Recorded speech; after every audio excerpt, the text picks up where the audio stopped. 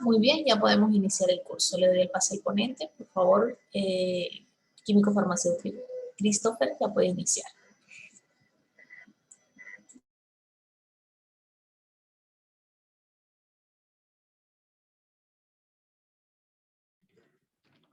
Muy bien, buenas tardes con todos los presentes. Por favor, confírmenme si pueden escucharme adecuadamente y ver la pantalla adecuadamente.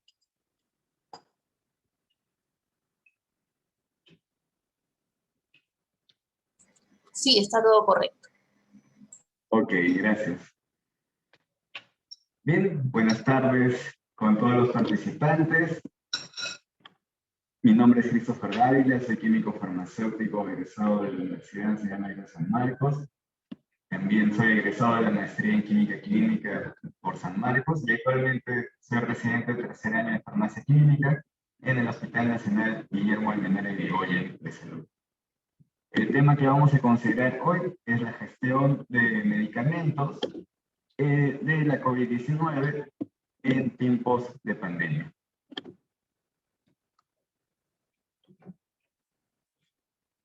Bueno, comenzaremos con una breve introducción acerca de la evolución de esta enfermedad, de la COVID-19, a nivel mundial y a nivel nacional. Como podemos ver en este informe gráfico que presenta la Organización Mundial de la Salud, tenemos que hasta el día de ayer, el día 25 de junio, a las 4:12 de la tarde, hubieron aproximadamente 179 millones, más de 179,5 millones de casos confirmados de COVID-19 a nivel mundial, incluyendo 3.800.000 muertes por COVID-19. Y que a la fecha también se ha podido proveer 2.624 millones de dosis de vacunas. Podemos observar que el gráfico que nos presenta tiene diferentes intensidades de colores, ¿no? El color azul más oscuro es aquel donde se han presentado más de 100.000 casos por COVID-19 por cada 100.000 habitantes de esos países. Entonces, podemos observar en la región aquí en Sudamérica, a ver, parece que no me escuchan bien. Voy a usar un micrófono. Esperen, por favor.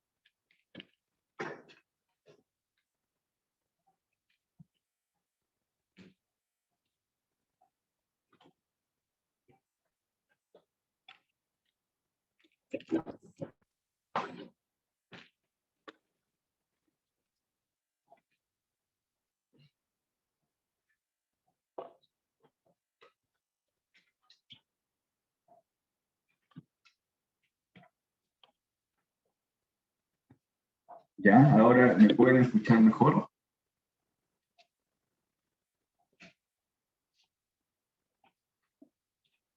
Confírmenme, por favor, si me pueden escuchar mejor.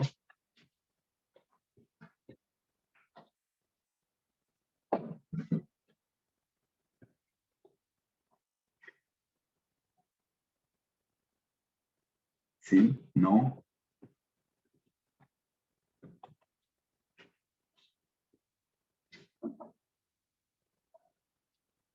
A ver, el participante Chauni, ¿me puede escuchar mejor? ¿O...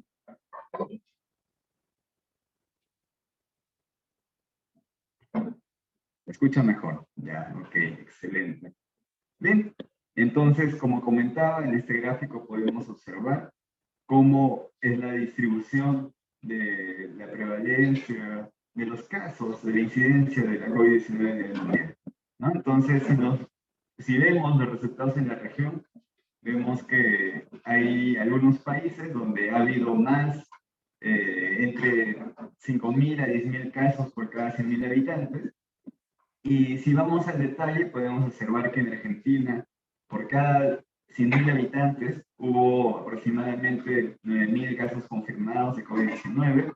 En Brasil hubo 8.500, en Chile 8.000, en Colombia 7.900 y en Perú 6.176 personas por cada 100.000 habitantes. Pero si vemos la tasa de mortalidad, vemos que en Argentina igual, por cada 100.000 habitantes fallecieron 201 personas, en Brasil 238, en Chile 166, en Colombia 200, y en Perú la mortalidad vemos que es exorbitante, ¿no? Que fallecieron 579 personas por cada 100.000 habitantes. Somos el país con mayor mortalidad en la región, y no solamente en Sudamérica, sino también en todas las Américas, y en general a nivel mundial, hemos sido catalogados como el país donde más mortalidad ha habido por COVID en relación a la población, ¿no? En relación a los 100.000 habitantes poblacionales. Esto después de que se transparentaron los datos, porque inicialmente con los datos que solamente se obtenían de MINSA, estábamos entre 270 y tantos mil, 270 o 250 fallecidos por casi 1.000 habitantes, pero cuando se sinceraron estos números, se vio que ha sido bastante desastroso el impacto de nuestro país, ¿no? Son aproximadamente 580 personas por cada 100.000 habitantes y es el país con mayor mortalidad poblacional por esta enfermedad. Bien, y podemos observar que el informe que nos da MINSA, igual, ¿no? Tenemos a la fecha, esto es el 21 de junio, hasta esta fecha se han reportado 2 millones de casos positivos de COVID-19 y 190.906 fallecidos, haciendo una tasa de letalidad del 9.39%, es decir, aproximadamente el 10% de personas que dieron positivas al COVID, el 10% de ellas han fallecido. Y vemos que hay regiones que han sido más afectadas, ¿no? Prevalentemente en el norte, Lambayeque, Piura Libertad, luego en el sur, Puno, en Lima, y en el oriente, ¿no? Loreto, Callao. Entonces, podemos ver que aproximadamente entre 9 y 10 personas, o en el norte incluso hasta aproximadamente 15 personas por cada 100 que se contagiaron de COVID-19 fallecieron. Y en este otro gráfico podemos ver también que cómo está actualmente la positividad de casos en estas últimas semanas. Y podemos ver que ha aumentado la prevalencia, o mejor dicho, ha aumentado los casos de incidencia en el sur y en el oriente, ¿no? En las últimas semanas ha habido más casos en estos lugares. Finalmente, también los reportes del Instituto Nacional de Salud nos dan cuenta de las variantes de la COVID-19 en nuestro país. Entonces, podemos observar que ahí tenemos la presencia de esa variante lambda, que es conocida como la variante peruana, que está distribuida a lo largo de nuestro país. Tenemos también la variante gamma, que está en el oriente del Perú, ¿no? En la parte de la selva. Esta es la famosa variante brasilera, y lógicamente por estar cercana a la selva peruana es donde ha habido manifestación de esta variante. Luego también se ha encontrado en algunos lugares, ¿no? Como en Lima, Junín, se ha encontrado la variante alfa, que es la variante que se detectó en el Reino Unido. La variante beta no se ha encontrado aún en Perú, la variante beta es la sudafricana, y lo que recientemente ha salido esta semana es que esta variante delta, que es la variante de la India, también ha habido nuevos casos aquí en Perú, en el sur de Perú, ¿no? Entonces, estamos, pese a que ya ha pasado 1 año y medio de la pandemia, igual los datos siguen siendo bastante exorbitantes, los casos, los picos de infección y reinfección vuelven a ocasionar. Los tratamientos han evolucionado a través de todo este tiempo, porque al inicio no había evidencia científica para cuál era el uso apropiado de los medicamentos, de las estrategias terapéuticas, ¿no? Pero ahora sí ya tenemos más información sobre ello. Igual sigue habiendo fármacos en desarrollo, sobre todo los de uso biológico. Y lo que ahora vemos es toda la estrategia de la vacunación, ¿no? Que es muy importante para poder frenar la proliferación y sobre todo la letalidad de esta enfermedad. Entonces, esto nos insta que igual debemos de seguir teniendo las medidas de protección, porque aún no ha terminado la pandemia y probablemente, como estamos viendo, ¿no? Que está empezando una tercera ola hacia el sur y probablemente esta tercera ola pueda alcanzar las diferentes regiones del Perú. Bueno, eso para contextualizar la COVID-19 en el tema que vamos a ver ahora, que es la gestión de medicamentos de la COVID-19 en esta pandemia ocasionada por este virus, el SARS-CoV-2. Entonces, cuando estamos ante este escenario tan dramático, tan importante para la salud pública y global, definitivamente todos los roles que cumplen los profesionales de salud son importantes, ¿no? Sea cual fuere su ámbito. Y nosotros como farmacéuticos, desde nuestra profesión, de nuestra tribuna de la farmacia, también actuamos a través de la gestión de los medicamentos. Y cuando hablamos de gestión de medicamentos, tenemos que tener en cuenta que son diferentes aspectos que vamos a considerar.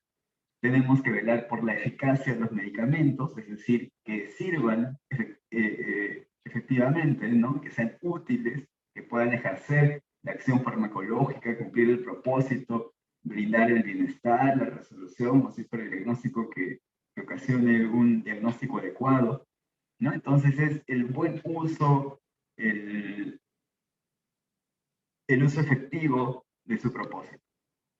Luego, el otro aspecto que debemos de considerar es la seguridad, es decir, puedo yo tener una estrategia terapéutica que sea bastante útil, que pueda resolver el problema de salud, pero ¿qué pasa si es muy tóxica? ¿Qué pasa si causa muchas reacciones adversas? ¿Qué pasa si más bien esas reacciones adversas todavía son discapacitantes, ¿no? Entonces, por eso también debe haber un balance entre la eficacia y la seguridad. Cuando hablamos de seguridad, nos referimos a las reacciones adversas, las interacciones, las intoxicaciones, la tolerabilidad, ¿no? Entonces también nuestro enfoque como farmacéuticos tiene que ir hacia esos dos aspectos. Tanto que ese medicamento, ese dispositivo médico, esa estrategia terapéutica sea útil, sea efectiva, pueda ejercer su acción, pero también tenemos que velar la seguridad, que no cause daño, o este daño que pueda ser controlable, que pueda ser reducido, y gestionar todas las medidas preventivas y comunicativas para poder garantizar la seguridad de ese producto. Además, lógicamente, tenemos criterios técnicos farmacéuticos, esto ya a nivel de la calidad del producto, ¿no? Porque como farmacéuticos sabemos que tenemos que regirnos bajo diferentes parámetros, normas, a nivel de la producción de los medicamentos o dispositivos médicos o productos sanitarios. También no solamente es en la producción, sino en el control de calidad, en el almacenamiento, la distribución. Entonces, todo el flujo logístico que abarca desde la producción de este producto farmacéutico hasta la utilización con el paciente, en toda esa cadena debe de cumplirse, debe garantizarse la calidad, ¿no? Y para ello es que se emplean estos aspectos, estos criterios técnicos farmacéuticos. Y finalmente, no solamente debemos de considerar la eficacia, la seguridad, la calidad, sino también es muy importante el costo. Porque puede haber una tecnología sanitaria que sea bastante útil, que sea segura, que sea de calidad, pero que una sola unidad cueste una millonada, ¿no? Entonces se debe considerar el presupuesto que uno tiene como institución, como país, y por eso hablamos de eficiencia. Que tengamos el mejor uso, la mejor efectividad, pero a un costo razonable, a un costo óptimo, ¿no? Estos son los 4 criterios que van a enmarcar la gestión del medicamento. Ahora, Cuando consideramos esta gestión de medicamentos, también podemos subdividirla, ¿no? Y en este autor propone 4 componentes. Propone el componente de gestión clínica, cuando se refiere a la validación farmacéutica, al seguimiento farmacoterapéutico, la farmacovigilancia, ¿no? Todo ello. Luego está la gestión de las adquisiciones, cómo se realizan las compras, cómo se realiza la selección de los productos. Luego está el almacenamiento y la distribución, porque una vez que compras tiene que llevar una parte, ¿no? Y de ese lugar se tiene que dirigir hacia las periferias, hacia los lugares donde efectivamente se va a dar el proceso de distribución o de utilización. Y finalmente, el aspecto de la gestión de recursos humanos, que también, al final, la gestión de recursos humanos es lo más importante, ¿no? Porque uno puede tener todos los parámetros de calidad, de buenas prácticas, de certificaciones internacionales, de los procesos y todo ese asunto, y tener todo bien documentado, bien mapeado, bien planificado. Pero si no tiene una adecuada gestión de recursos humanos, si no tiene personal que sea calificado y que esté y se sienta reconocido y que esté contento en su lugar de trabajo, entonces también todo esto bonito teórico que se pueda diseñar no va a ser aplicado efectivamente. Entonces, a nivel de recursos humanos se requiere que el personal que trabaje en las farmacias, ¿no? Sea en la farmacia de hospitales, de clínicas, de establecimientos de salud o de boticas, de farmacias, que todos tengan primero el deseo, que tengan el propósito de servir a la comunidad, porque finalmente somos una organización de salud y provoca este servicio, y que también puedan encontrar satisfacción en esta labor farmacéutica. Bien, pero además debemos de considerar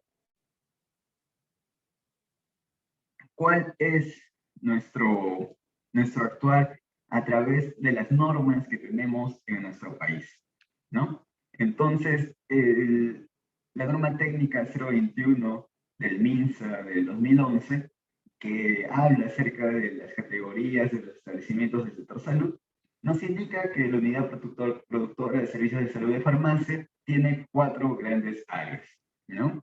Tiene 4 prestaciones farmacéuticas, que son farmacia clínica, gestión de programación y almacenamiento de productos farmacéuticos e insumos médico-quirúrgicos, dispensación de productos farmacéuticos e insumos médicos quirúrgicos y farmacotecnia. Y a su vez, cada una de estas tiene una especificación de qué servicios se van a brindar en cada una de estas áreas. Pero además, la obligación de proveer estos servicios desde la unidad o servicio o departamento de farmacia va a depender del nivel de categoría del establecimiento de salud, ¿no? Entonces podemos ver que en todos los niveles, desde el nivel 1-1, es decir, de los puestos de salud, los centros de salud, los policlínicos, los hospitales regionales, los hospitales nacionales, todos, deben de tener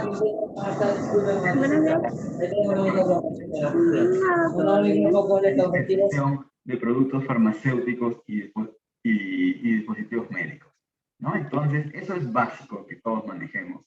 La programación, almacenamiento, distribución y dispensación. Luego, ya cuando vamos hacia los centros de salud que ya tienen internamiento, ¿no? Y a partir de ellos, ya también los hospitales regionales o nacionales, ya vemos que hay la necesidad de contar con unidades o servicios de farmacotecnia que a su vez pueden ser a través de la preparación de productos farmacéuticos no estériles, como ya en los niveles más altos de complejidad están los preparados farmacéuticos estériles, ¿no? La nutrición parenteral, las nutriciones intravenosas, las nutriciones oncológicas. Y también vemos que ya debe haber la participación de actividades de farmacia clínica desde los centros de salud con hospitalización. Entonces debe haber ya programas o equipos o farmacéuticos que realicen seguimiento farmacoterapéutico, farmacovigilancia, información de medicamentos, y en los hospitales de alta complejidad incluso debería haber servicios o unidades de farmacocinética clínica, ¿no? Entonces, hablar de la gestión de medicamentos definitivamente es cumplir con todos estos parámetros, porque incluye la gestión clínica, la gestión de almacenamiento, de distribución, de dispensación, de compra, ¿no? No vamos a abordar tanto en la gestión de recursos humanos, eso en realidad es un tema también bastante amplio y repito, es muy importante, incluso el corazón de la gestión siempre va a ser el recurso humano, sin el recurso humano no se hace nada. Pero ahora vamos a ver aspectos más técnicos relacionados a estos procesos. Entonces, en general, a la luz de la normativa peruana, podemos ver que en la gestión de medicamentos tenemos la gestión de programación y adquisición, la gestión de almacenamiento y distribución, la gestión de la dispensación, la gestión farmacotécnica y la gestión clínica. Pero como vamos a considerar el contexto de la pandemia y sobre todo la gestión de medicamentos de la COVID-19, entonces vamos a excluir de esta exposición la gestión farmacotécnica. ¿Por qué? Porque las centrales de mezclas endovenosas y las centrales de nutrición parenteral, las centrales de mezclas oncológicas, no son servicios que presten sus servicios a los pacientes con COVID-19, ¿no? No está dentro del tratamiento dirigido hacia ellos. Y bueno, respecto a los preparados no estériles, tampoco es que se formule cremas o recapsulaciones, ¿no? O remasados para los pacientes con COVID-19. Tampoco no es parte de la casuística. Y por ello es que he considerado excluir el abordaje de la gestión farmacotécnica para el propósito que nos trae hoy.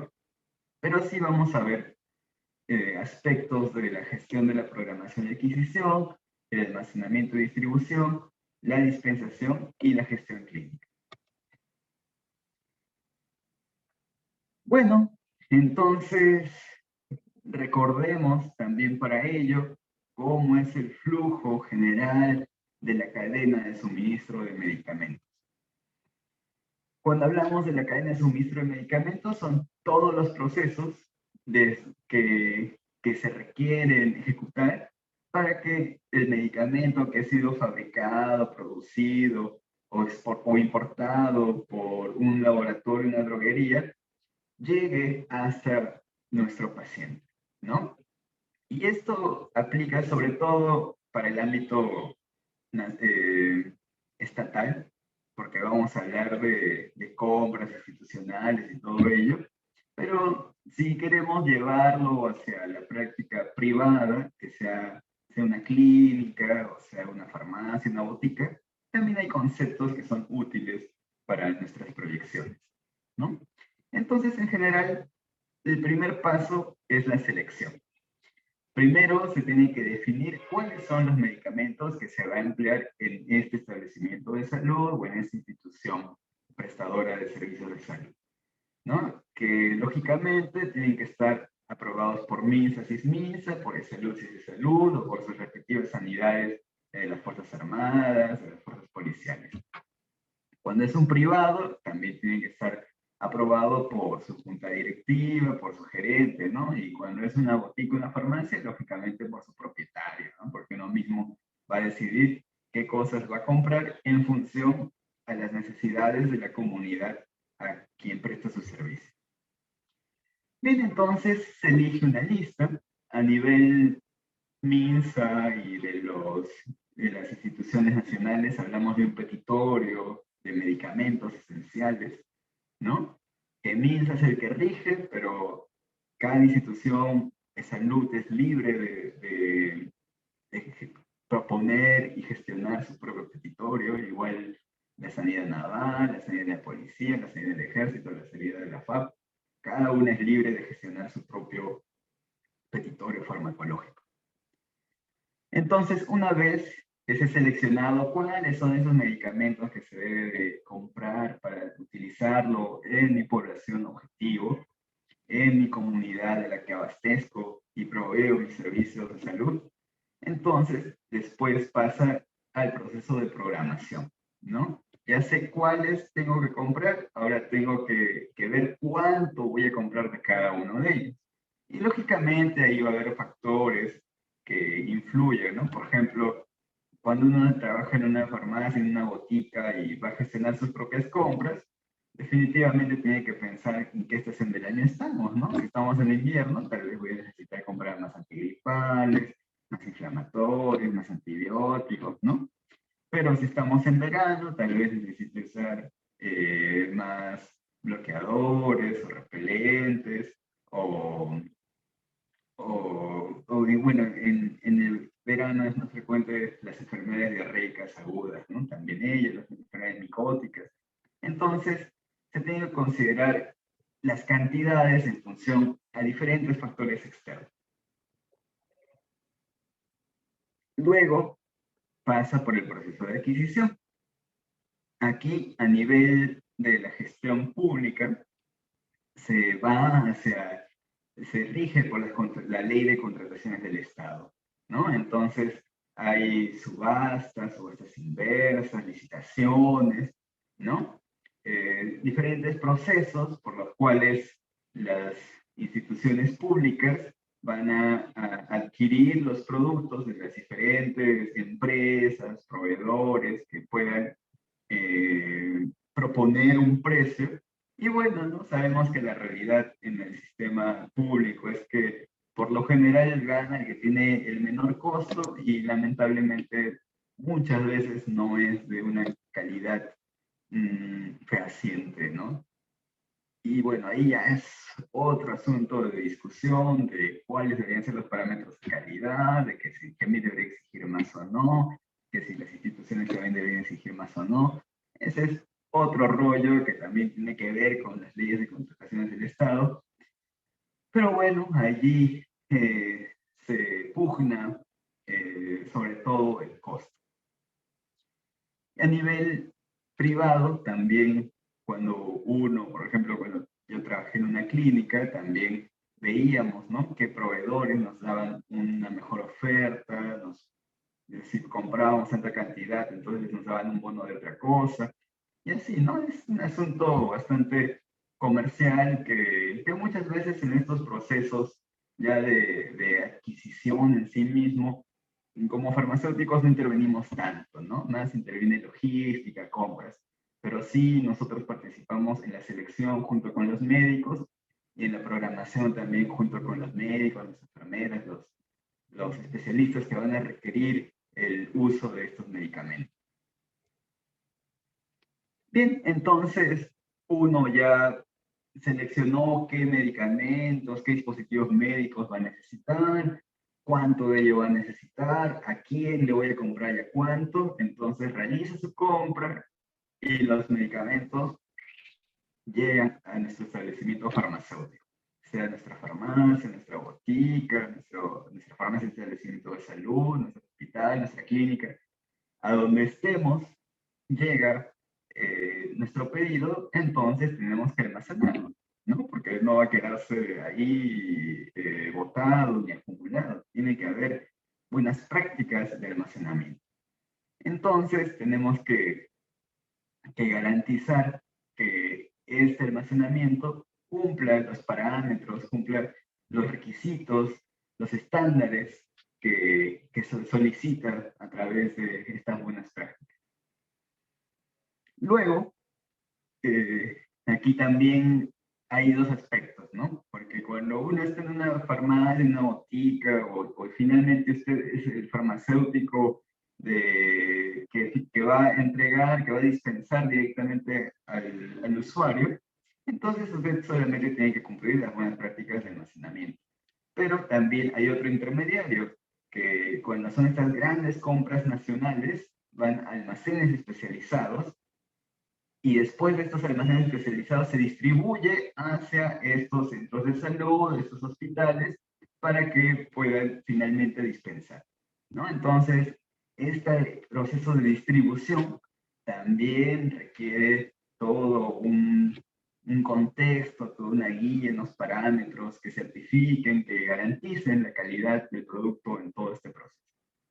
Y finalmente, ya cuando el producto está en el punto final, donde el paciente, el usuario, va a adquirirlos, va a solicitarlos, entonces ahí hablamos del uso, ¿no? Estamos hablando de la dispensación.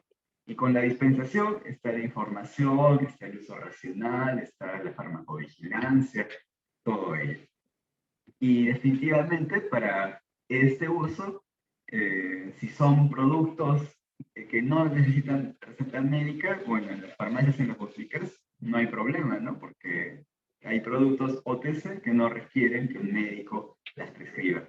Pero hay otros productos que sí necesitan receta médica. Los antibióticos, en general todos los antimicrobianos, la gran mayoría de AINES, ¿no? Todos los corticoides, etcétera, etcétera.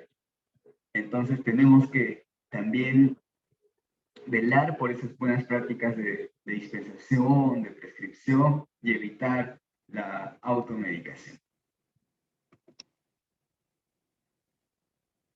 Bueno, entonces en este gráfico podemos observar, esto es de una publicación que trata sobre la gestión de medicamentos en el sector público, ¿no? Que es del 2014, algo ya antiguito, pero bastante ilustrativo. Entonces, tenemos que considerar que a nivel público, esto es a nivel público, ¿no? Porque a nivel privado, bueno, pues no cada uno realiza sus compras, realiza su almacenamiento, su distribución, y ya es asunto de que uno cumpla con lo que la normativa demanda según su complejidad, ¿no? Si es buenas prácticas de almacenamiento, buenas prácticas de dispensación, buenas prácticas de distribución y transporte, buenas prácticas de farmacovigilancia, ¿no? Depende del tipo de establecimiento farmacéutico en el que uno trabaja. Pero a nivel del Estado las cosas son más complejas porque hablamos de compras nacionales enormes, de millones de soles, y lógicamente eso va a requerir ceñirse a políticas de Estado, a los planes el plan estratégico sectorial multianual de salud, a la política nacional de medicamentos, a la ley de productos farmacéuticos y la ley de contrataciones del Estado, ¿no? Entonces, en todo este proceso, vamos, de gestión de suministro de medicamentos a nivel público, va a tener mucha implicancia lo que rija el Ministerio de Economía y Finanzas y también el Observatorio, la Oficina de Proveedores del Estado, ¿no? Entonces, todo eso también supone o implica un hecho de que va a haber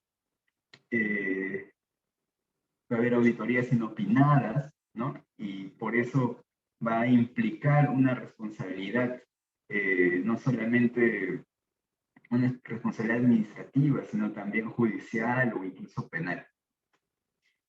Bien, entonces, para la compra se requiere ceñirse a las normas institucionales y a los presupuestos que cada una de esas instituciones tenga, sea de salud, sea MINSA, sea el Ministerio del Interior, sea el Ministerio de Defensa, ¿no? Cada uno dispone sus presupuestos y sus normas para la provisión de medicamentos y de servicios de salud a sus respectivas poblaciones. Entonces, todo lo que hay en el mercado farmacéutico, que se da a través de proveedores y laboratorios, va a ingresar a través de la compra. Una vez que se compra, luego se tiene que distribuir, porque recordemos que a nivel público tenemos hospitales de alta complejidad, de mediana complejidad, y luego los de primera línea de atención, ¿no? Los de atención primaria de salud. Entonces tienen que distribuir hasta estos últimos establecimientos que están en la primera línea, que son los de atención primaria de salud, para que pueda utilizarse, ¿no? Entonces aquí hay como una especie de retroalimentación, porque cuando se va a comprar, ya hemos dicho que antes de comprar tenemos que seleccionar qué medicamentos se van a utilizar, pero a la vez durante el uso uno va a poder evaluar si realmente esta selección ha sido adecuada, ¿no? Porque yo puedo pensar, necesito comprar o voy a necesitar 100 paracetamoles, pero no me basta 100 paracetamoles, tal vez necesite 1000. O yo digo, voy a necesitar 1000 paracetamoles, pero tal vez 1000 sea mucho y solo necesitaba 500, ¿no? Entonces, por eso es que también gracias al uso vamos a poder retroalimentar la información para la selección. Y lógicamente todo este proceso implica y necesita de una correcta gestión en cada uno de estos pasos. Entonces, centrándonos en primer lugar, ya recordemos que vamos a ver 4 aspectos, ¿no? Vamos a ver la gestión de programación y adquisición, la de almacenamiento y distribución, la dispensación y la gestión clínica. Van a ser 4 puntos en los que nos vamos a centrar. Vamos a ver inicialmente la gestión de la programación y adquisición. Continuando con esta publicación del 2014, que de verdad me pareció bastante interesante e ilustrativa, vamos a ver que hay ciertos factores, tanto internos y externos, que van a afectar la estimación de medicamentos, ¿no? Porque las compras que se hacen son en una proyección. Entonces, para realizar esa proyección, usted debe tener en cuenta ciertos aspectos. Lógicamente, tiene que considerar el criterio farmacológico, ¿no? No va a poder comprar algo que su institución no lo considera petitorio. Por ejemplo, en salud, Celecoxib no es petitorio, que es una buena estrategia, como un AINE, sobre todo porque es específico o un poco más específico de la esclerosis genasa 2, causa menos lesiones gastrointestinales, pero también conlleva un poco de mayor riesgo cardiovascular. Entonces, por eso es que no es parte del criterio farmacológico, pero a veces, cuando estamos con pacientes con artritis, por ejemplo, la recomendación de las guías clínicas internacionales sería usar AINES COX-2, pero no tenemos esa estrategia en nuestro hospital. Y así nosotros querramos comprar, no podemos porque no es parte del petitorio. Así que tenemos que regirnos a nuestro petitorio. Esto, lógicamente, en una entidad privada es mucho más fácil, ¿no? Porque eso ya depende de las decisiones de la gerencia. Y cuando uno trabaja y tiene una farmacia, una botica, y es de su propiedad, bueno, pues no, más fácil, porque ya depende de uno mismo decidir si lo compra o no lo compra y cómo lo va a hacer. Bueno, entonces, no solamente es el petitorio que tiene ciertas restricciones, sino también, en general, las guías de práctica clínica, los protocolos farmacoterapéuticos, los protocolos terapéuticos y la cartera de servicios, ¿no? Si en mi hospital, que es de baja complejidad o de atención primaria de salud, lógicamente no tenemos el servicio de oncología, no vamos a comprar, pues, ¿no? Fármacos citotóxicos, definitivamente no, ni biológicos tampoco, ¿no? Entonces se debe considerar la cartera de servicios.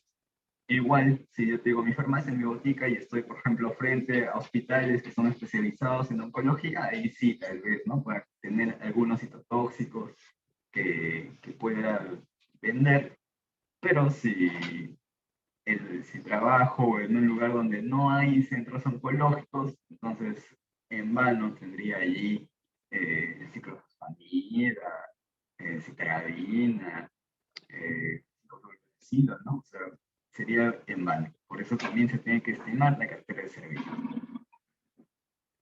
Bien, además, lo que nosotros como farmacéuticos sabemos y es parte de nuestras prácticas que siempre que vamos a presentar nuestra predicción de necesidades, tenemos que hacerlo en base al consumo previo, ¿no?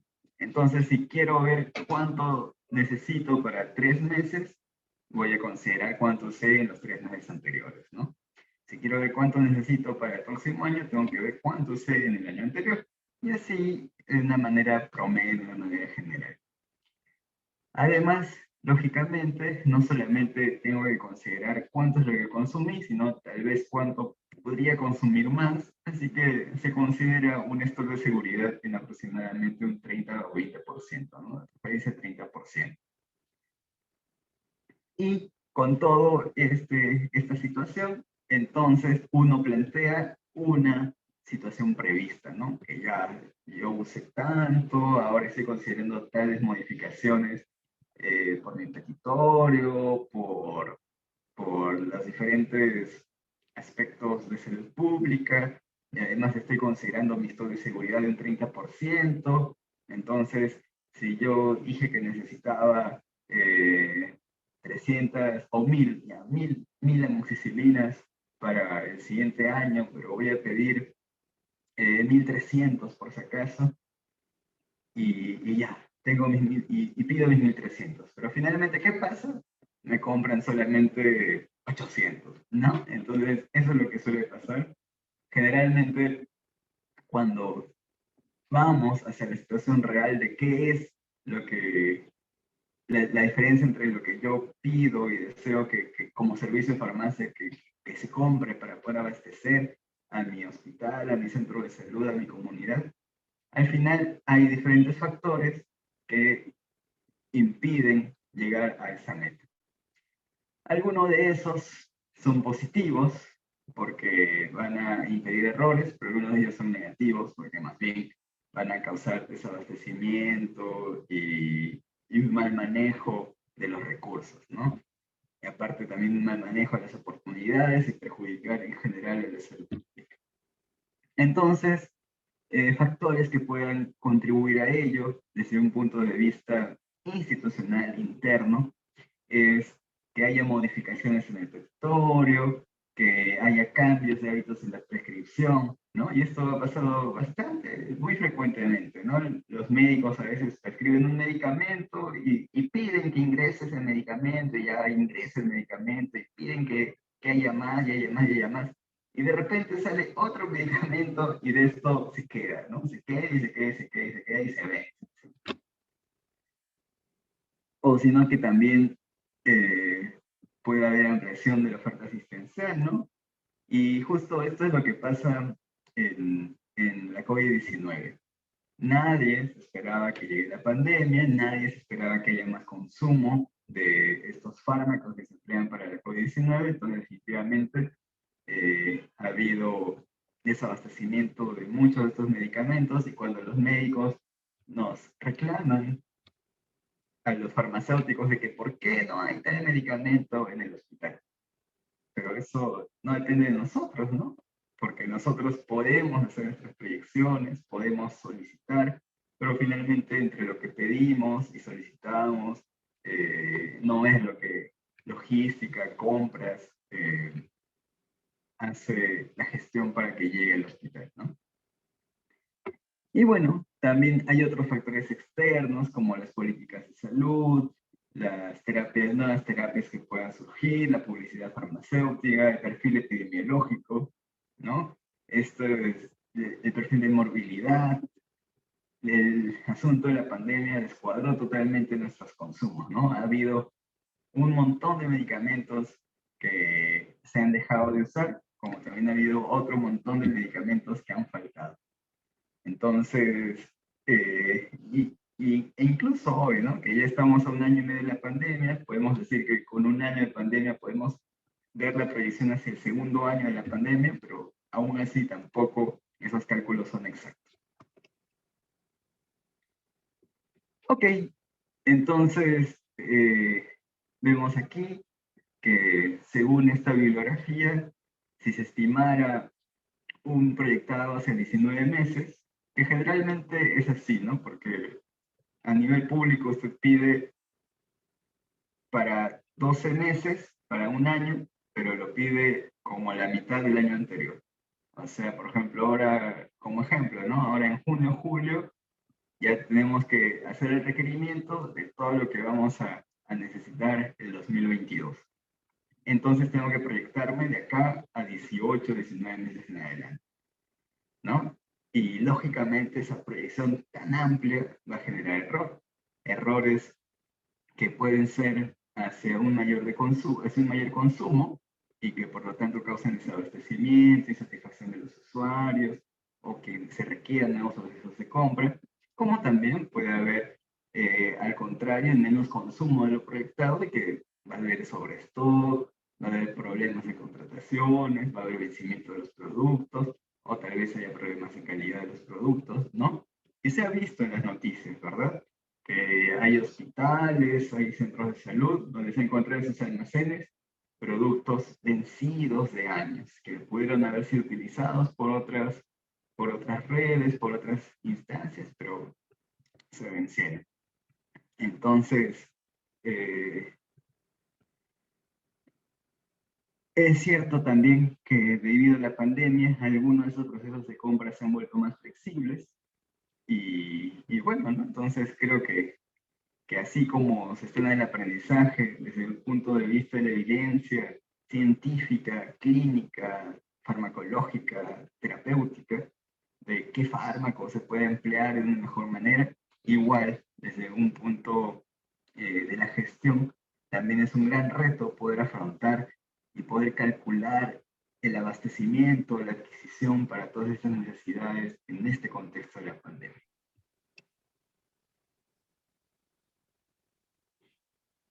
Pasamos al siguiente componente de la gestión farmacéutica de los medicamentos de la COVID-19 en la pandemia ocasionada por este virus de la SARS-CoV-2.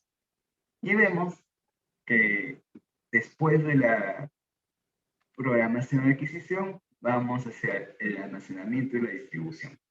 Y para esto, básicamente, tenemos que ceñirnos a las buenas prácticas de almacenamiento, ¿no? Entonces, recordar que ya hay una normativa que rige esto, que para las farmacias, boticas y farmacias de establecimientos de salud, sean públicas o privadas, sean de primer, segundo o tercer nivel, deben de cumplir con lo que se establece en el Manual de Buenas Prácticas de Almacenamiento de Productos Farmacéuticos del año 1999, ¿no? Ese es el documento, ese es el manual, esas son las normas que debemos ceñirnos. Y ahí está todo lo que implica de cómo debemos almacenar, qué parámetros debemos tener para la limpieza, para el control de stock, para los inventarios, para el control de la temperatura, de la humedad, eh, la protección de la luz, la distancia de las paredes, la distancia entre los anaqueles, el uso de las parihuelas, todo eso está ya normado desde el año 1999, ¿no? Entonces, nosotros como farmacéuticos debemos de garantizar que las condiciones de almacenamiento y distribución sean adecuadas para poder mantener la calidad de los productos farmacéuticos. Además, si el año 2015 salió otra normativa sobre las buenas prácticas de almacenamiento, pero estas están dirigidas a los laboratorios, las droguerías, almacenes especializados y almacenes aduaneros, ¿no? A nivel, en el contexto de los establecimientos de salud, algunos cuentan con almacenes especializados, entonces para ellos se aplicaría esta norma, ¿no? Pero en general nos basamos solamente en el Manual de Buenas Prácticas del año 1999. Pero sí debemos de tener en cuenta esta otra normativa de 2015, porque también recordemos que, por ejemplo, en el salud eh, no tenemos almacenamiento especializado, pero sí se terceriza el almacenamiento especializado y uno debe tener también en claro qué es lo que debe de demandar al, o mejor dicho, que debe exigirle a este tercero que nos da este servicio de almacenamiento especializado, ¿no? Porque si no también entramos a esta responsabilidad administrativa, civil, penal, porque después cuando hacen auditorías dicen, ah, pero usted es el farmacéutico y se ha firmado la conformidad. Usted debería haber verificado que el almacenamiento especializado cumple con la normativa. Entonces también por eso debemos de todas maneras, tener en cuenta ello y echarle un ojo a esta normativa. Además, contextualizando esto en la pandemia de la COVID-19, tengamos en cuenta que hoy en día contamos con el Centro Nacional de Abastecimiento de Recursos de Salud, ¿no? El CENARE. Entonces, todas las compras finalmente se centralizan en CENARES, que también, bueno, no son todas, ¿no? Todo lo que es MINSA se va a comprar por CENARES, pero a veces hay compras conjuntas entre MINSA, Salud, Fuerzas Armadas y Fuerzas Policiales, ¿no? Entonces, después de CENARES se distribuye Salud, se distribuye a las sanidades y todo se va centrando allí. Pero también, por otro lado, Salud puede comprar por sí mismo como es Salud, ¿no? Y ya se distribuyen las diferentes redes asistenciales, como también, por ejemplo, el Hospital de Menara, por su propia cuenta, puede comprar ciertos productos para su hospital, ¿no? Entonces, podemos nosotros acceder a esta información que es pública de CENARES, donde nos va a mostrar en una interfaz cómo es el proceso de adquisición, cómo va el proceso de distribución, la ejecución presupuestal y la gestión del oxígeno medicinal. Y en estos acápites de la adquisición y distribución hay un detalle bastante amplio de todo el equipo de protección personal, los dispositivos médicos y los medicamentos que son necesarios para la COVID-19. ¿No? Entonces, el primer vistazo que nos da es acerca de la distribución de cuánto se ha comprado de EPPs y cuánto de esto se ha distribuido y en qué porcentajes de cada región, ¿no? Igual hay algo parecido sobre los medicamentos. Entonces, cuando hablamos sobre la gestión de medicamentos de la COVID-19, bueno, pues no, básicamente hoy en día es corticoides, es anticoagulantes, es fármacos sintomáticos, ¿no? Para la fiebre, para el dolor, para el malestar general, y si hubiera ya una infección sobreagregada, es antimicrobiano. Además, si el paciente está en ventilación mecánica, se aumenta el uso de la seroanalgesia y los bloqueantes neuromusculares. Entonces, básicamente, esos son los fármacos que se gestionan, que se compran, que se distribuyen, ¿no?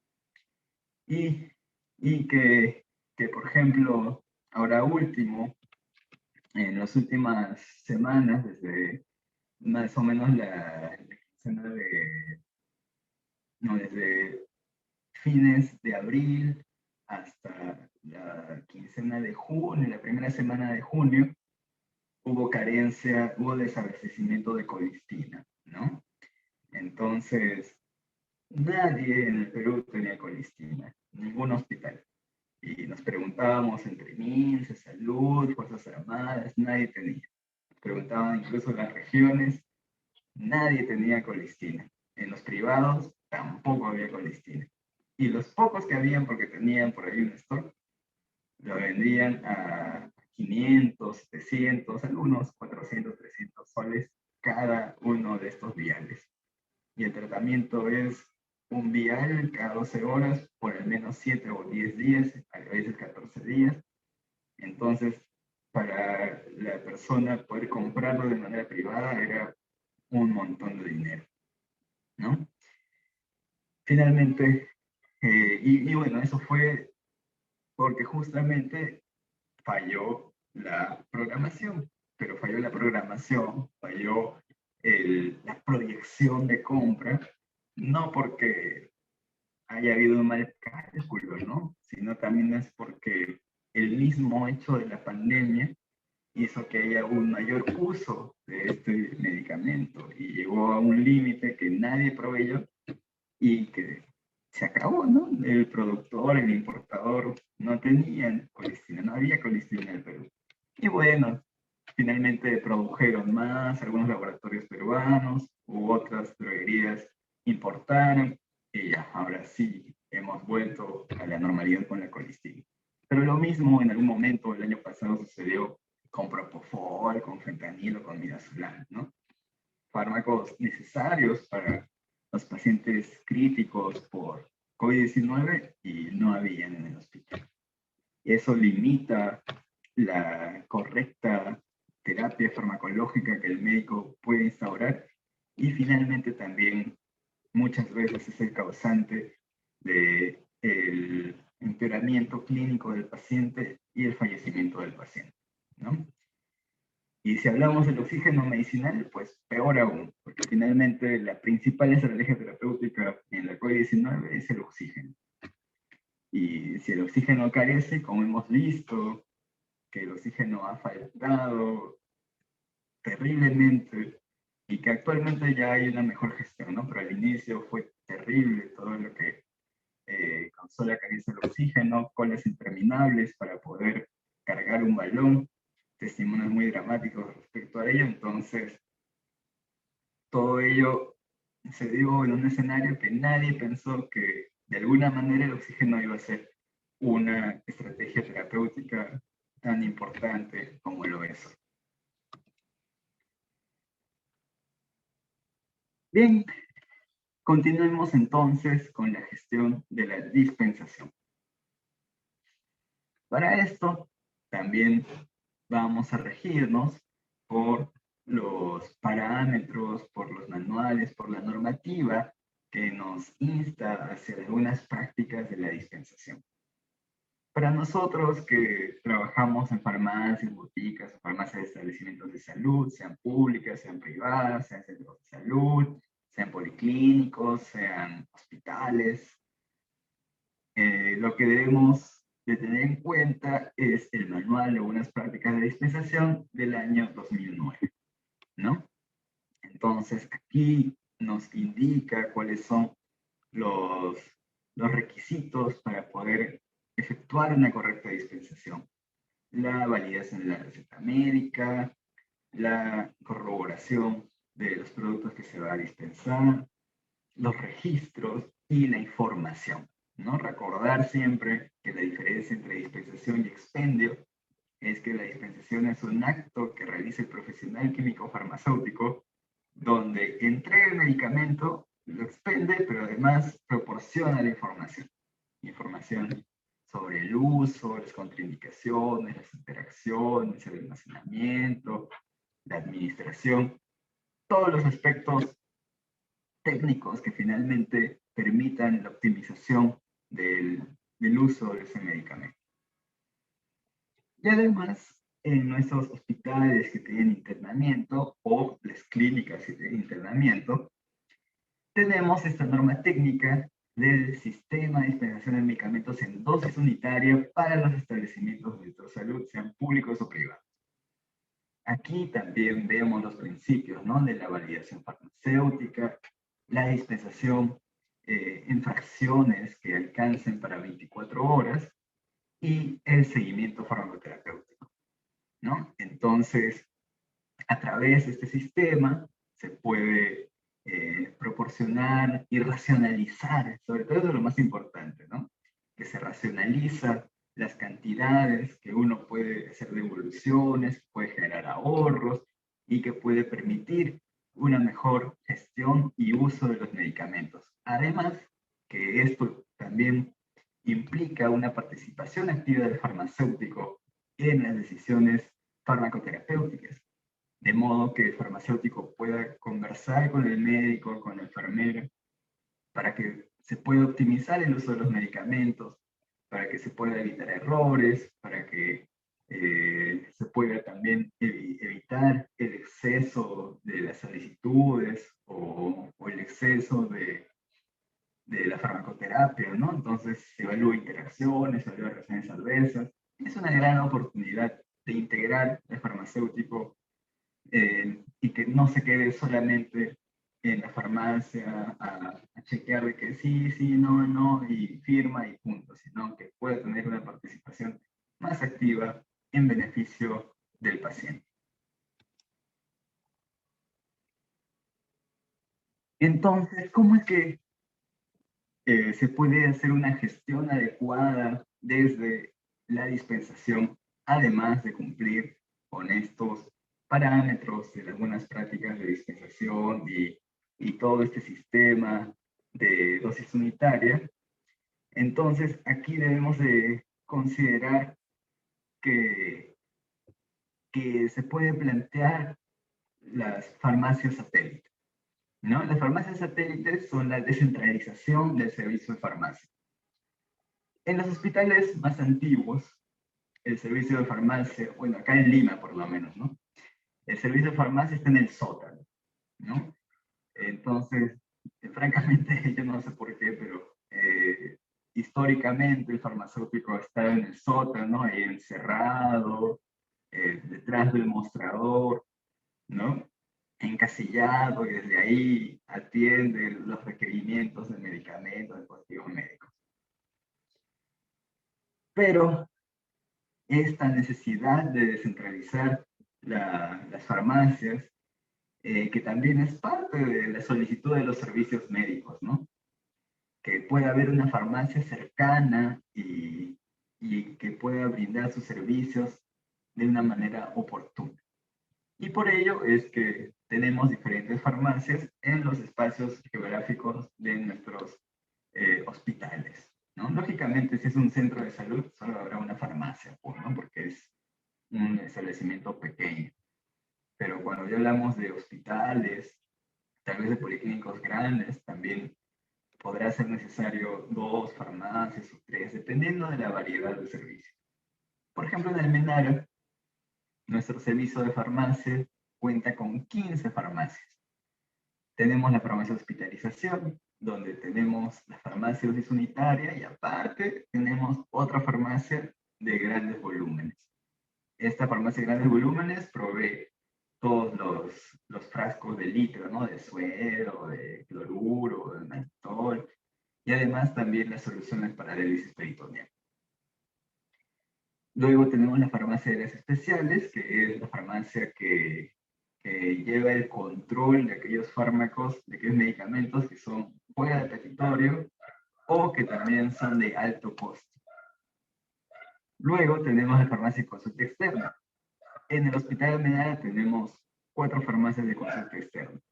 2 en nuestra torre de consulta externa, de modo que así también las personas no hagan una cola tan grande, ¿no? Porque se dividen la mitad de las especialidades a la derecha y la mitad de las especialidades a la izquierda, y ya la gente hace su cola dependiendo de a qué servicio se atendió. Que también, pese a ello, igual muchas veces la cola es larga, ¿no? Tal vez se podría implementar por cada piso una farmacia, no sé. Eso ya también depende del criterio, del presupuesto, de la gestión, no solamente del servicio de farmacia, sino también en general de la gerencia del hospital. Luego tenemos la farmacia de centro quirúrgico, farmacias a la operación, ¿no? Porque, lógico, no, si se necesita algo en el momento intraoperatorio, no van a salir, pues, ¿no? De la sala de operaciones que está en el tercer piso, en el quinto piso, no van a ir hasta el sótano a pedir un medicamento que necesitan urgente.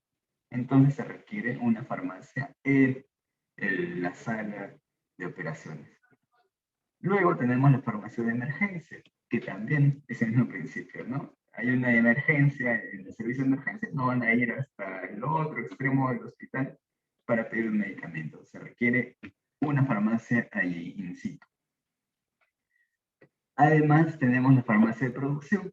Esta farmacia de producción, que así la llamamos en el MENACA, pero finalmente es nuestra unidad de farmacotecnia, que realiza los preparados no estériles, las cremas, las lociones, las diluciones, los fraccionamientos, las chártulas, ¿no? Los encapsulados, todo ello. Y también tenemos la unidad de nutriciones oncológicas. En nuestro hospital, la unidad de soporte nutricional, la central de nutrición parenteral de la unidad de soporte nutricional, depende del Departamento de Cuidados Críticos, ¿no? De la UCI. En otros hospitales no, sí depende de farmacias, esto ya, bueno, es un asunto que así se ha constituido en Almenara, pero hay otros hospitales donde esta central de nutrición parenteral depende directamente de farmacia. Luego, también, y esto sí ha sido a razón de la pandemia, durante la pandemia en Almenara se han creado dos nuevas farmacias.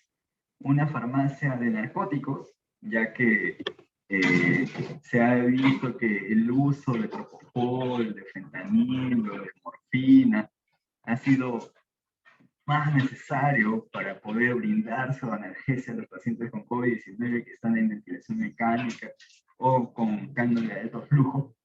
Entonces, fue necesario crear una farmacia independiente que pueda gestionar adecuadamente estos medicamentos narcóticos. Además que sabemos que el uso de ellos implica, ¿no?, hacer un balance trimestral y todo ese asunto. Entonces hay un farmacéutico que se dedica netamente a eso, a los narcóticos, para atender a los pacientes oncológicos y a los pacientes de cuidados críticos. Y también se estableció una farmacia COVID, porque justamente los mismos principios de la farmacia de emergencia, del centro quirúrgico, de consulta externa, ¿no? El paciente, los servicios que están aislados, porque todo COVID fue aislado, ¿no? No van a romper ese aislamiento para ir al sótano o ir al otro extremo, al hospital, a recoger su medicamento, ¿no? Entonces, lo que se hizo fue que ahí, en medio de esa estructura, de esa área que se determinó para COVID-19, allí se conformó una farmacia. Y allí también hay dos farmacéuticas que hacen turnos, entre las dos turnos de 24 horas, ¿no? Entonces se va gestionando todo ello. Bien, entonces hemos mencionado que es importante dentro de la dispensación, uno de los puntos importantes es la validación farmacéutica. Y esta validación farmacéutica,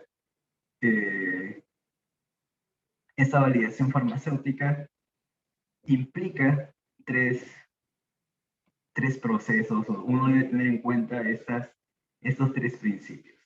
Uno, ¿cuál es el objetivo terapéutico de ese medicamento?, ¿no? Porque cuando usted como farmacéutico va a validar la receta médica, va a validar la prescripción, tampoco puede hacerlo de la nada, ¿no? No es lo que venga a mi criterio, de que si le doy no le doy, o si le doy más, le doy menos porque no tengo. O sea, ese no es el propósito, el contexto de por qué pueda usted definir cuál va a ser el consumo de un medicamento. Aquí lo importante es considerar cuál es el propósito del médico para recetar, para indicar tal o cual medicamento en tal cual dosis. Además de considerar las características del paciente, si es adulto, si es niño, si es obeso, si tiene disfunción renal, disfunción hepática, ¿no? Y también, ¿cuáles son las características del medicamento? ¿Cuál es la estabilidad del medicamento? O si es una fórmula farmacéutica sólida, si se puede partir o no. Por ejemplo, si es un medicamento que solamente viene en cápsula y le piden la mitad de la dosis, ¿qué va a hacer? ¿Va a partir la cápsula? No, pues nada. Se tienen que considerar también esas características. O si no, de qué concentración tenemos de disponibilidad en la farmacia. Son diferentes aristas que debemos considerar.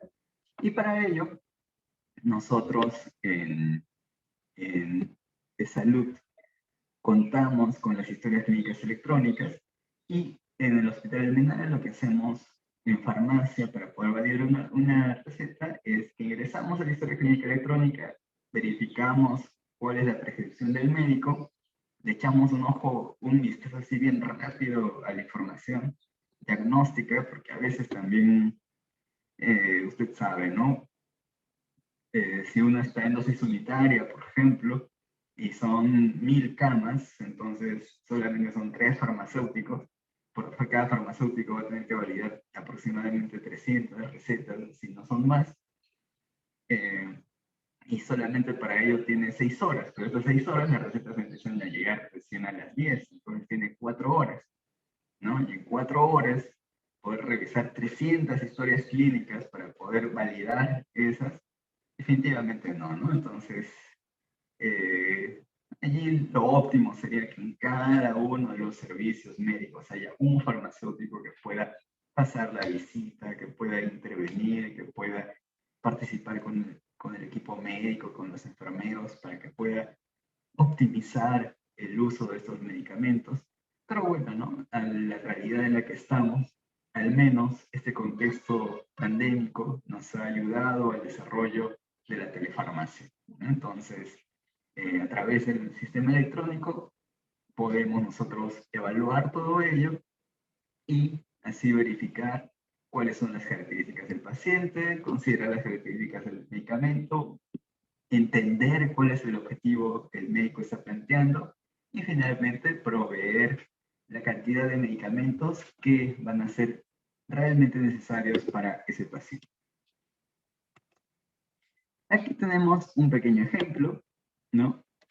Podemos ver estas recetas que son de rocuronium y midazolam y propofol, ¿no? Es un paciente que está en la farmacia de emergencias. Como diagnóstico vemos el J96, está en insuficiencia respiratoria, muy probablemente sea un paciente que está en ventilación mecánica por el distrés respiratorio que le ocasionó la COVID-19, ¿no? Entonces, este paciente requiere esta sedación, requiere el relajante muscular, requiere la pseudoanalgesia con midazolam y propofol. Entonces vemos que en la receta médica nos indica que quieren rocuronium en una infusión de 10 mililitros por hora, midazolam también en una infusión de 10 mililitros por hora, y propofol en una infusión de 10 mililitros por hora. Y en cada una nos indica que solicitan 10, 10, 10, 10. Entonces, si uno es inexperto, simplemente les da 10, 10, 10 de todo y punto. Pero aquí lo importante es que uno como farmacéutico tiene que saber cómo es que se utilizan estos medicamentos, y si no sabe, entonces entra a la historia clínica y ve la especificación de cómo el médico puso en la historia para que enfermería lo cumpla, y si no, hablar con los enfermeros para ver ellos cómo también preparan esos medicamentos y cómo establecen esta administración por infusión continua. Entonces, por lo general, usted va a ver que el rocuronium, que viene de 50 miligramos en 5 mililitros, se emplea 2 ampollas y se disuelve en 100 mililitros. Y esta infusión de 100 mililitros es la que se va a ir pasando a la velocidad que el médico ha indicado. Igual al midazolam, que son 100 miligramos, o sea, 2 ampollas de 50 mililitros, disueltas en 100 mililitros de cloruro, ¿no? Entonces, si son 2 ampollas en 100 mililitros, y yo, o mejor dicho, el médico indica 10 mililitros por hora, entonces lo que el enfermero o la enfermera necesita preparar son 240 mililitros para 24 horas. Porque estamos haciendo por dosis unitaria, recuerdo. Entonces, lógicamente, no vamos a preparar 40 mililitros, ¿no? Porque en el Volutrol entran 100 mililitros, o a veces lo hacen en estos pequeños frascos de 100 mililitros de cloruro. Así que, finalmente, se tienen que preparar 300 mililitros. Y para 300 mililitros, ¿cuántas ampollas necesitamos? 6. Entonces, se necesitan 6 rocuronios y 6 midazolam de 50. Y no 10 y 10. Por lo tanto, lo que uno como farmacéutico hace al validar es suprimo y solamente te daré 6 y 6. ¿Por qué? Porque es lo que le corresponde a esta infusión. Ahora, si el médico quiere colocarle aquí a un RAS-4 o RAS-5, bueno, eso ya también es otro asunto, ¿no? Pero que lo especifique. O en todo caso, yo también puedo ingresar a la historia clínica y ver si también está refiriéndose a un objetivo del RAS y no solamente una concentración establecida que va a perpetuarse durante ese día. Y por eso, les repito, se necesita entender el objetivo terapéutico, las características del paciente y las características del medicamento. Además, acá vemos otro ejemplo, cuando hablamos del Propofol. El Propofol que tenemos es de 10 miligramos por mililitro y debemos de tener en cuenta que son 20 mililitros por cada día. Ese Propofol no se diluye, es Propofol al 1%, a veces hay Propofol al 2%, ¿no? Entonces también se debe considerar cuál es la disponibilidad que tenemos en el mercado y en nuestro hospital. Entonces, igual nos está indicando 10 mililitros por hora. Estos 10 mililitros por hora equivalen a 240 mililitros en 24 horas. Recordar que cada ampolla tiene 20 mililitros, entonces para hacer 240 mililitros necesito 2 ampollas. Aquí sí ya no lo llevo a 300, porque acá sí son de 20 en 20, ¿no? En cambio acá, en el primer ejemplo, son de 100 en 100. Entonces necesita 12 ampollas. Lo ideal es que me hayan pedido 12 ampollas. Si no lo hicieron, bueno, ¿no? Yo podría decirle, oye, corrige tu receta, pídeme 12, porque te va a faltar.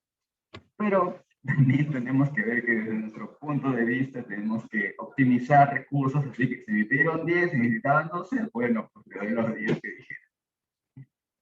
Y así es como solemos manejar estos aspectos. Igual, cuando se hace con antibióticos, tenemos que verificar cuáles son las dosis, tenemos que verificar si el paciente es renal o no, porque hay antibióticos que requieren ajuste de dosis por función renal, y cuando quieren antibióticos que son incluso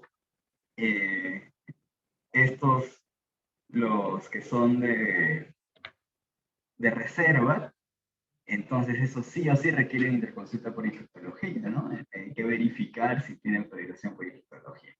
Y así es como hacemos nuestro proceso de validación. Además, también en la dispensación que involucra entregar los medicamentos, ¿no? Hacer el expendio de los medicamentos, tanto la farmacia de emergencia como la farmacia de dosis unitaria se ha optado por armar paquetes, ¿no? Acá podemos ver que en la farmacia de emergencia se optaron por formar paquetes por servicio. Entonces, en cada servicio le envían el consolidado de su sala, ¿no? Porque son pequeñas salas que tienen 5 o 6 pacientes. Pero en dosis unitaria, en hospitalización, lo que hacemos para atender a los pacientes COVID es armar su bolsita por paciente, ¿no? Entonces, cada pacientito se junta. Es bastante interesante porque lo que pasa es que la impresora está en farmacia y el médico desde su servicio de COVID, ¿no? COVID-1, COVID-2, COVID-X, etc. Desde ahí hace su receta en el sistema y lo manda a imprimir y se imprime en farmacia. Entonces también se ha implementado la firma digital. El médico lo firma digitalmente, se imprime en farmacia y lógicamente ya no requiere una firma de seguir firma, bueno, porque ya está ahí digitalmente firmado, que tiene toda la codificación encriptada y todo un asunto que el personal de sistemas se encargó de gestionar. Y esta receta se tiene, la valida el farmacéutico, no hace las correcciones que ya hemos mencionado de las cantidades. Lógicamente, si por ejemplo el paciente está con la lactulosa en jarabe, todos los días no le voy a dar lactulosa. Vamos a tener que ver cada 3, 4 días, pero también verificar si realmente hizo deposición o no, si sigue estreñido. O si está con un tratamiento tópico, tampoco todos los días no le voy a mandar su crema de clotrimazol, hemopirocina, ¿no? Hay que calcular más o menos de en qué extensión del cuerpo es que se ha indicado y cuántos días le va a durar un tubo. Si fuera un gran quemado, ahí sí, ¿no? Si fuera un gran quemado, sí le mandaré, si tengo solamente el tubo de sulfadiazina, le mandaré tal vez 2 o 3 tubos al día, o el pote grande de 400 gramos cada 2, 3 días. Eso va a depender de cada caso y por eso es importante conocer el paciente, conocer el modo en cómo se usan los medicamentos y no solamente entregar o no solamente restringir, ¿no? Se tienen que aplicar criterios. Y entonces se preparan estas bolsas por paciente o por servicio y se envían a estas áreas COVID. Bien, y finalmente vamos a considerar la gestión clínica, ¿no? Esta parte es en la que tal vez me he desarrollado un poco más por la especialización que estoy optando en la farmacia clínica. Sin embargo, también a través de mi experiencia laboral y de mis oportunidades de aprendizaje en el MENARA también, he visto cómo se ha hecho toda esta gestión de distribución, dispensación y abastecimiento, ¿no? Pero ahora vamos a centrarnos en la gestión clínica. Como ya vimos, parte de los servicios prestacionales de la gestión de la farmacia clínica son la información de medicamentos, la farmacovigilancia, el seguimiento farmacoterapéutico y la farmacocinética clínica. Lógicamente, farmacocinética clínica, uno que falta por implementar en Perú, hay por ahí algunos pininos en algunos hospitales, pero segundo que no es relevante en el tratamiento de la COVID-19, ¿no? Los fármacos que se usan para COVID-19 no son fármacos de estrecho margen terapéutico, así que es innecesario el uso de la farmacocinética clínica en ese contexto. Pero sí, la información de medicamentos, la farmacovigilancia y el seguimiento farmacoterapéutico. Respecto a la información de medicamentos, es la provisión de información de forma clara, objetiva y en tiempo útil para contribuir a una correcta selección, uso racional y seguro de los medicamentos con el fin de optimizar la farmacoterapia. Entonces, cuando nosotros aportamos o brindamos el servicio de información de medicamentos, esta información tiene que estar basada en la evidencia científica, ¿no? Tiene que estar actualizada, tiene que referirse hacia la efectividad, la seguridad, que estas estrategias sanitarias puedan tener. Y esta información puede ser útil para el proceso de selección, que vimos que es el proceso inicial, ¿no?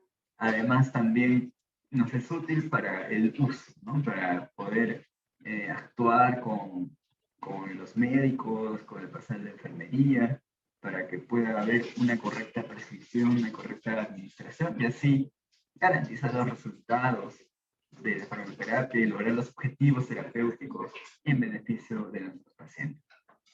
Por eso está dirigido no solamente a pacientes, porque efectivamente, ¿no? El paciente también recibe educación sanitaria de parte del farmacéutico acerca de la enfermedad, acerca de los medicamentos, acerca de la alimentación, acerca del estilo de vida, pero también se puede dirigir a los profesionales de salud. Y como mencionaba, esto es en base a toda esta corriente y que se basa en medicina basada en evidencia. ¿Qué es medicina basada en evidencia? Es poder tomar la mejor decisión en base a la mejor evidencia en la investigación científica, la experiencia clínica, los recursos que tenga el hospital, la entidad prestadora de salud y las características del paciente, así como sus valores y preferencias. Entonces, considerando todos estos aspectos, se llega a un punto donde pueda ejecutarse o tomarse una decisión terapéutica que pueda ser útil para el paciente, que no le cause daño o que en todo caso se reduzcan los daños, que pueda ser sostenible por el sistema sanitario y que se acorde a la ciencia, ¿no? Entonces, eso es medicina basada en evidencia. Y para ello, nosotros desde nuestro servicio, nuestra unidad de farmacia clínica, que tenemos esta cátedra, esta participación en la información de medicamentos, usamos la pirámide de la evidencia científica de Haynes de las 6 S, ¿no? Los estudios, la sinopsis, la sinopsis de síntesis, los sumarios y los sistemas. Lo mejor, lo ideal es referirnos a los sistemas. Estos sistemas son sistemas informatizados de decisión clínica, ¿no? En estos se comparan los recursos terapéuticos con las características específicas del paciente y por algoritmos que emplean estos sistemas dan la mejor estrategia terapéutica. Pero esto es poco utilizado porque uno, son muy caros estos programas y segundo que deberían de contextualizarse a cada medio, a cada país, a cada recurso, ¿no? Entonces, no es aplicativo en nuestra realidad. Luego, están las guías de práctica clínica, eso sí, pero también los médicos, por lo general, seguían por las guías de prácticas clínicas internacionales, ¿no? Las europeas, las americanas, pero también hay algunas que han sido construidas por autoría peruana, ¿no? Por ejemplo, en salud, IETSI, del Instituto de Evaluación de Tecnologías Sanitarias e Investigación, ha generado sus propias guías de práctica clínica para esa línea, ¿no? Entonces, nosotros nos regimos por esas guías de prácticas clínicas que tienen una adecuada conformación científica, metodología científica, pero muchas veces también no resultan tan útiles para todas las especificidades, ya que una cosa es ser metodólogo y ver todo desde un punto de vista técnico, y otra cosa es ser clínico y ver a un paciente con sus necesidades personales y particulares. Bueno, luego si no tenemos guías de prácticas clínicas, entonces nos basamos en los resúmenes estructurados de las evidencias de síntesis, es decir, en estos informes de tecnología sanitaria, ¿no? Que van a verificar o estudiar o ahondar y comparar la diferente información científica que hasta el momento se haya recabado. Luego están las revisiones sistemáticas y metaanálisis, que son el punto más alto de la evidencia científica cuando se hace el diseño de investigación. El diseño de investigación que más evidencia nos trae de mejor calidad son las revisiones sistemáticas y los metaanálisis. Si no tenemos ello, entonces podemos ir a resúmenes de los estudios y si no, vamos a los estudios originales, ¿no? También priorizando los ensayos clínicos, luego los estudios observacionales de cohortes, de casos y controles, finalmente los reportes de casos. Pero como podemos ver, la experiencia clínica que algún profesional de salud pueda tener porque tiene 40, 50 años en la práctica clínica, no es parte de la evidencia científica, ¿no? ¿Eso puede sumar a la toma de decisiones? Sí, pero sobre todo esto tiene que basarse en la mejor evidencia científica que se da a través de esta pirámide de Haynes. Y bueno, acá están algunos recursos donde usted puede encontrar estos diferentes recursos de la evidencia científica. Y aquí les traigo un ejemplo. Vamos a ver el uso de la ivermectina, ¿no? Tan discutido que incluso aún en día se sigue promocionando el uso de ivermectina. Bueno, si vamos a PubMed, que es un buscador que contempla información científica, publicaciones de diferentes revistas a nivel internacional, buscamos COVID-19, que es la enfermedad de interés, y la ivermectina, que es la intervención que estamos evaluando, ¿no? En este escenario de COVID-19. Esta búsqueda obtuvo 192 resultados. Como mencioné, primero se busca guías de práctica clínica que no había, era cero. Luego se busca metaanálisis y revisiones sistemáticas, y habían 4. Entonces, una de ellas se tituló Profilaxis contra la COVID-19, una revisión sistemática en vida real con un metaanálisis en red. Luego, como solo habían 4 y, bueno, no, es de poco lectura, queremos ahondar tal vez en si hay más evidencia o tal vez algunos datos mayores, así que buscamos ensayos clínicos. Y vimos que hay 3 ensayos clínicos. Elegimos uno que se llama el efecto de la ivermectina en el tiempo de resolución de los síntomas en adultos con COVID-19 moderado, un ensayo clínico, ¿no? Bien, entonces aquí están los resultados del primer estudio que vimos, que es acerca de la revisión sistemática de la profilaxis contra la COVID-19 con el uso de ivermectina. Esto publicado el 26 de abril de 2021, o sea, hace un par de meses. Y podemos observar que cuando vemos ivermectina, ¿no? Bueno, primero considerar el cuidado estándar. El cuidado estándar, que son, pues, ¿no? El uso de sintomáticos, paracetamol, antioxígenos, hidratación, ¿no? Esas cositas. Esto ocasionó 5 hospitalizaciones por cada 1000 pacientes. Ivermectina no hubo datos.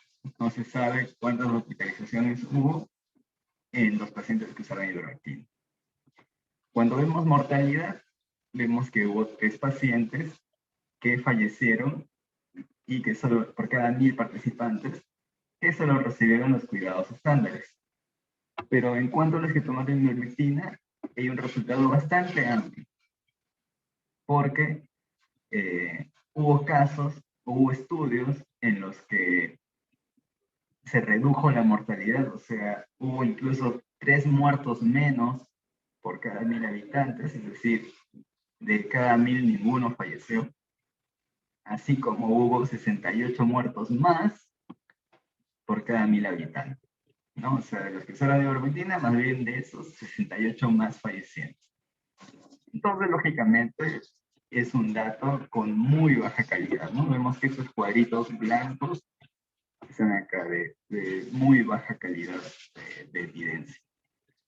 Y además también podemos ver en cuanto a la positividad con las pruebas de laboratorio o la sospecha de COVID-19, aparentemente el uso de COVID bajó la positividad de la prueba o la positividad de la sospecha de la infección, pero igual vemos que está catalogado como una baja evidencia científica. Entonces, definitivamente, COVID-19, ivermectina no demuestra ser una estrategia que pueda evitar el contagio de la COVID-19. Ahora vemos en este ensayo clínico, recordar, ¿no? Este es otro diseño en las revisiones sistemáticas. Este evalúa varios estudios observacionales, ensayos clínicos, y de todos esos saca una conclusión. Pero en este es solo un ensayo clínico donde comparó 200 personas con COVID-19 moderado y que usaron ivermectina versus otros 198 que usaron placebo, ¿no? O sea, ambos usaron el mismo tratamiento, pero a estos 200 se le aumentó ivermectina. ¿Y qué nos dice el resultado? El resultado nos indica que el tiempo en que mejoraron sus síntomas de los que usaron ivermectina fue 10 días y los que usaron placebo fue 12 días. O sea, aparentemente la ivermectina ayudó que por 2 días, que en menos de 2 días se reduzcan los síntomas. ¿no? Pero ese es un resultado absoluto. Pero veamos el intervalo de confianza. En algunos casos, incluso redujo que en 4 días se desaparezcan los síntomas, pero en otros casos le aumentó 2 días más. Y en cuanto a la resolución de síntomas a los 21 días, también podemos observar que fue aparentemente mayor con ivermectina. Sin embargo, vemos que el intervalo de confianza es bastante amplio, ¿no? En algunos casos mejoró, en otros casos empeoró.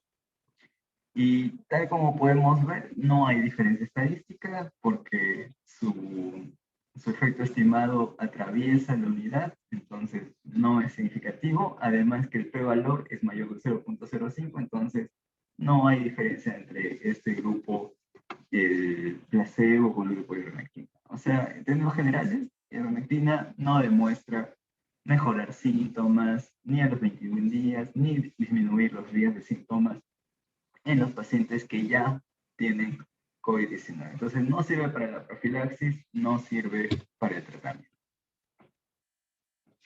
Y entonces, además que, bueno, este ensayo clínico nos da otros resultados más, también en cuanto a los eventos adversos y todo ello, ¿no?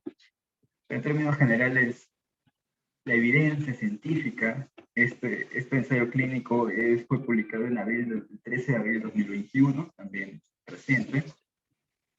A inicio de la pandemia, bueno, pues pudo haber sido, ¿no? No había evidencia, no se sabía nada, se usó primero acitromicina, hidroxicloroquina, ivermectina, incluso fue promocionado por el Ministerio de Salud, por la OMS, hasta que salieron los estudios aproximadamente a los 6, 9 meses de la pandemia, ¿no? Que dijeron, no se usa.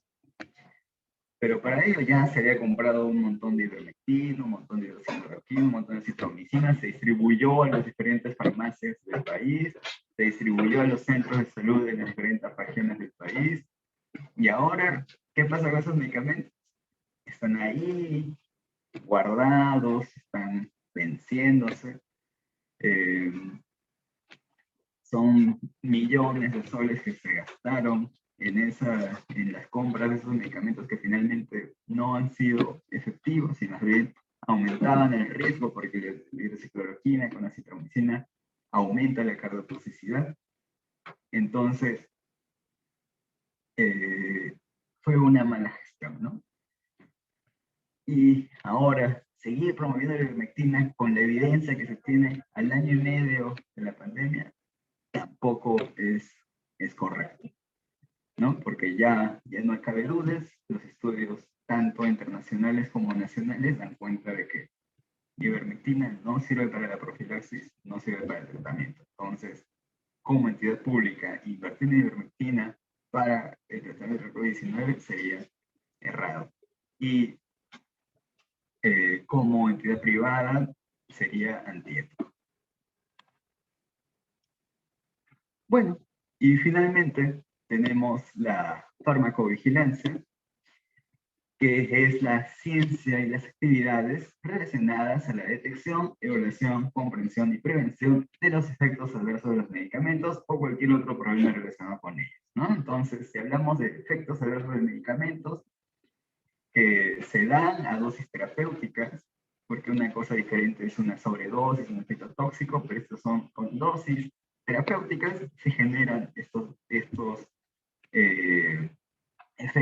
dañinos. Y que son muchas veces intrínsecos con el uso de medicamentos, así que lo que se tiene que hacer es estar al tanto de ellos y reducir los riesgos. Por eso, la farmacovigilancia finalmente es la gestión de la seguridad de los medicamentos. Justamente gracias a estos estudios de farmacovigilancia es lo que se dio el retiro de la hidroxicloroquina, la citromicina en el esquema de la COVID-19 porque se vio que prolongaban el intervalo QT, llevaban mayores problemas cardíacos y causaban más mortalidad, ¿no? Igual con el uso de corticoides, se estudió si el uso de dexametasona a altas dosis de 20 miligramos al día eran mejores que el dexametasona de 100 miligramos al día y se vio que no, incluso el de 20 miligramos también aumentaba la mortalidad, mientras que el de 6 miligramos era efectivo para pacientes con ventilación mecánica o al menos con aporte oxigenatorio, ¿no? Pero emplear dexametasona, emplear enoxaparina en pacientes con COVID-19 que no necesitan oxigenación también aumenta la mortalidad. Usar antibióticos en pacientes COVID-19 que no estén sobreinfectados aumenta la mortalidad. Entonces, todos estos estudios que también finalmente contribuyen a la seguridad de los medicamentos son importantes para poder esclarecer cuáles son la mejor estrategia terapéutica para la COVID-19. Y bueno, a manera de experiencia, en Almenara, desde nuestra unidad de farmacia clínica, participamos en la farmacovigilancia de la vacuna contra la COVID-19. Estuvimos al tanto de los eventos supuestamente atribuidos de la vacunación e inmunización, los ESAVI, ya que la primera etapa fue todo el personal de salud, ¿no? Tanto los asistenciales como los administrativos, como el personal que labora en el hospital. Entonces, junto con la Oficina de Inteligencia Sanitaria y el Comité de Fármaco y Tecnovigilancia de nuestro hospital, armamos un trabajo en conjunto y fuimos el centro notificador, o mejor dicho, la unidad notificadora, ¿no? Entonces creamos un acceso a través de una encuesta virtual que finalmente nos proporcionaba la hoja de reporte de la notificación del SAVI según el parámetro, la normativa de nuestra institución que es salud, ¿no? Entonces presentamos todos nuestros reportes y en función a ello también se detectó cuál fue la mayor incidencia, cuál fue el grupo poblacional más expuesto y de todos nuestros pacientes, de todo el personal que recibió sus 2 dosis de esta vacuna, gracias bueno, no hubo, afortunadamente, no hubo reacciones adversas severas, ¿no? Solamente llegaron a moderadas. Por ahí hubo sospechas de que hubiera alguna que otra severa, pero se pudo actuar oportunamente y no llegó a una conclusión discapacitante ni fatal.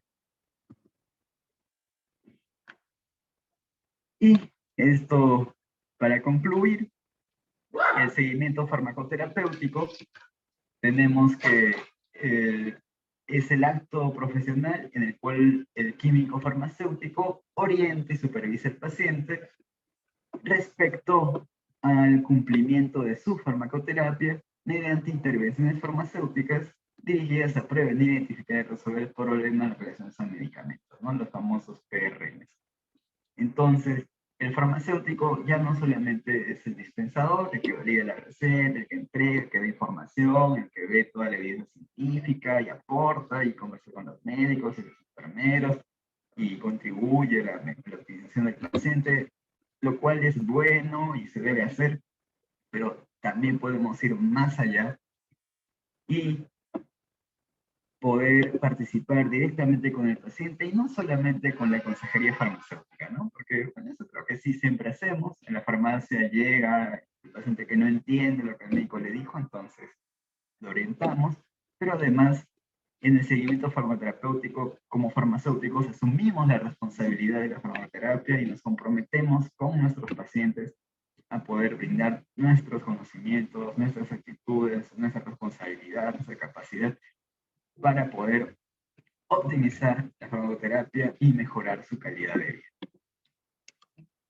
Entonces, en el Almenara tenemos este esquema, ¿no? Seleccionamos el paciente porque también no todos los pacientes van a ser candidatos a seguimiento farmacoterapéutico. Seleccionamos el paciente. Si es el paciente ambulatorio, le ofrecemos el servicio. Si es hospitalizado, iniciamos con el proceso. Recolectamos datos a través de la información que hay en las historias clínicas o de entrevista farmacéutica. Empleamos esta estrategia de medicina basada en evidencia para la búsqueda de información Con todo ello analizamos los datos que hemos recolectado respecto a los datos del paciente, de la información de sus farmacoterapias, el diagnóstico, los análisis de laboratorio, las imágenes, para identificar los problemas relacionados a medicamentos. Esos problemas relacionados a medicamentos pueden ser de necesidad, de efectividad o seguridad, que dependen o no dependen de la dosis o de la estrategia terapéutica, ¿no? Entonces, hacemos todo este análisis para finalmente plantear intervenciones farmacéuticas que puedan mejorar la farmacoterapia. Entonces, optimizamos la farmacoterapia a través de ajustes de dosis, a través de prevención de interacciones medicamentosas o medicamento nutriente o reacciones adversas, o también abordamos los temas de una correcta administración, un correcto almacenamiento, ¿no? O cambiar las formas farmacéuticas, o incluso proponer el cambio de terapia, ¿no? Pero lógicamente todo esto dentro de lo que nos compete como farmacéuticos, porque finalmente son decisiones médicas, ¿no? Así que estamos para contribuir al accionar de los médicos, de los enfermeros, de los nutricionistas, de los tecnólogos, de todo el equipo de salud, porque finalmente también somos parte del equipo de salud y desde nuestra trinchera de la farmacia, de la farmacología clínica, aportamos nuestros conocimientos para poder llegar y optimizar el tratamiento con nuestros pacientes. Bueno, eso es todo lo que quise compartir con ustedes y estoy al tanto de las preguntas, comentarios.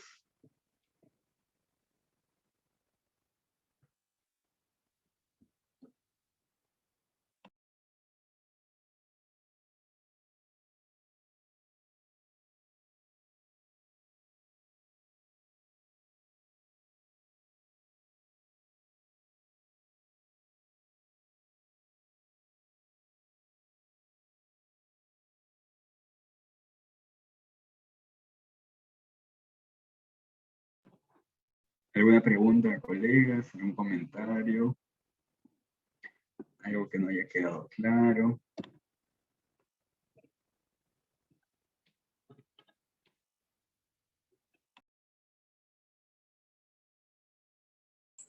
Bueno, al parecer no hay ninguna pregunta, todo está claro, entonces damos por finalizada la clase. Muchas gracias al ponente y muchas gracias a todos los participantes. Se les entregará la clase grabada junto con las diapositivas el día lunes. Muchas gracias a todos.